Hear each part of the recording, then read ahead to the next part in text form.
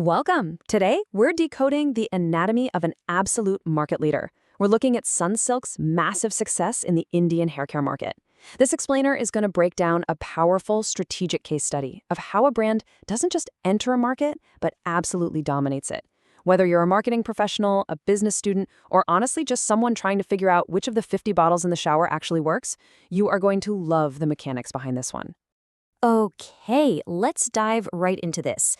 We'll start with conquering the Indian market, then define the target audience. After that, we'll unpack the Sunsilk marketing mix, navigate a crowded battlefield, and finally look at future challenges and opportunities. So, Section 1, conquering the Indian market and how Hindustan Unilever dominates hair care. Now, I want to start by posing this question directly to you. How exactly do you conquer India's hair care market? Just think about the sheer scale for a second. We're talking about a vast, incredibly diverse country, right? You've got massive economic spectrums and totally different climatic zones. Hindustan Unilever, they didn't just throw a product on a shelf and hope for the best. No way. Winning over this kind of landscape requires some seriously precise, tactical thinking. Their strategy is built on 5 core marketing objectives. They aren't just looking to casually increase brand awareness or expand their market share. Look at the deeper strategy here. They want to build loyalty through continuous product innovation and, absolutely crucial, they want to position Sunsilk as a fashionable, expert hair care brand. They want to be the brand young consumers turn to not just to wash their hair, but to style it. And that's exactly why enhancing digital and influencer engagement is such a critical pillar for them. But before a brand can win the battlefield, it has to know exactly who it's fighting for. Which brings us to Section 2, defining the target audience. To do this, Hindustan Unilever relies on something called STP analysis. You've probably seen this in marketing textbooks. It stands for segmentation, targeting, and positioning.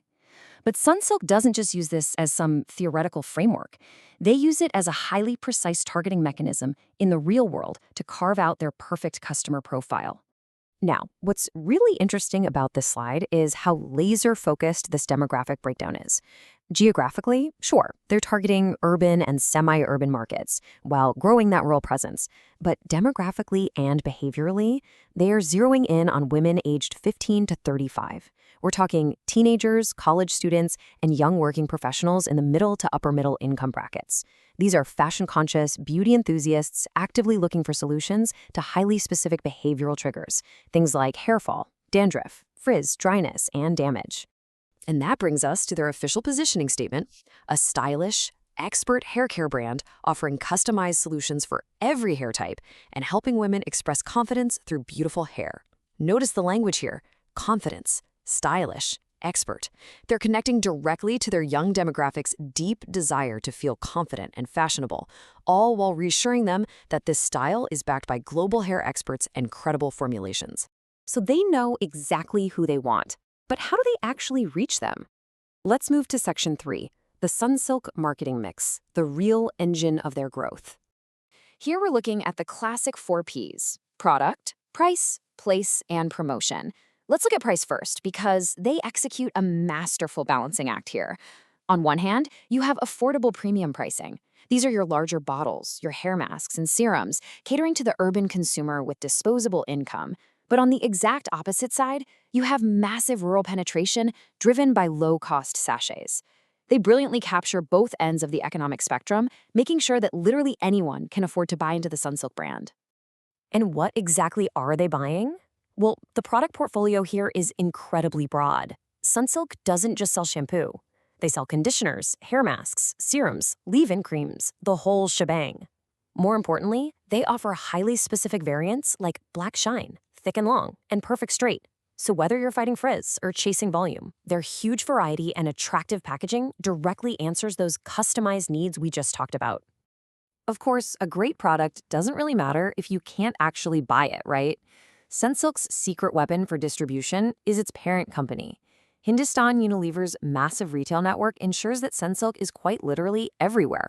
We're talking from the smallest local kirana stores in rural villages all the way up to massive urban hypermarkets, and right down to the latest quick commerce apps on your phone. Their availability is just unmatched. Finally, we have the promotional engine. They use an integrated approach that blends traditional TV advertising, focusing on emotional storytelling and hair transformations, with a massive digital footprint. They lean heavily into digital creators, Instagram Reels, YouTube beauty tutorials, and celebrity endorsements.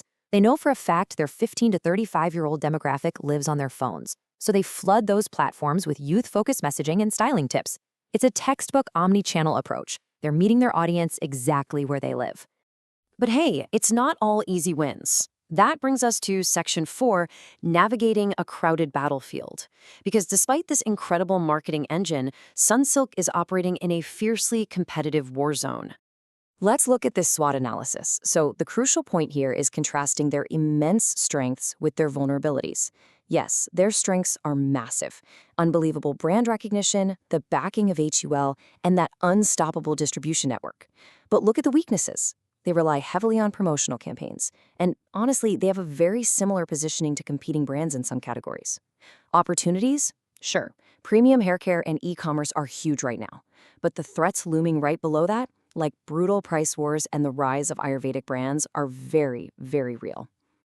I mean, just look at the heavyweights they're fighting against. Pantene, Dove, Clinic Plus, Tresemme, L'Oreal Paris, Head & Shoulders, and newer players like Mama Earth. The shampoo aisle is literally packed. If a bottle fell off a shelf, it would probably hit 3 different market leaders on the way down. The fact that Sunsilk continues to hold strong market share in this kind of crowd makes their targeted youth appeal and digital strategy even more impressive. Which brings us to our final section, future challenges and opportunities, and how Sunsilk must adapt to the new wave. Because the landscape is shifting rapidly under their feet. The specific headwinds detailed here are significant. There is a massive consumer shift towards herbal, Ayurvedic, and eco-friendly beauty routines right now. Brands like Mama Earth are totally capitalizing on this demand for natural ingredients. Plus, direct-to-consumer, or DTC competitors, are completely changing how people discover and buy hair care, entirely bypassing those traditional distribution networks that Sunsilk relies on. So, what's the formula for survival? Well, according to the strategic analysis, Sunsilk has to keep moving. They can't just rest on their laurels and rely on their past distribution success. They need continuous product innovation. They have to expand their sustainability and environmentally friendly initiatives, and most importantly, they've got to answer the call for personalized, natural solutions, all while maintaining that stylish, expert positioning. Which leaves us with this final thought to ponder. As nimble, natural, direct-to-consumer brands continue to completely rewrite the rules of the beauty industry from the ground up, how will traditional, massive giants like Sunsilk evolve to survive this new wave? Can you really teach a legacy giant new, sustainable tricks? It's a fascinating question for the future of global marketing. Thanks for joining me for this explainer today. I hope this breakdown gave you a clear, structured view of exactly what it takes to build and maintain a market leader.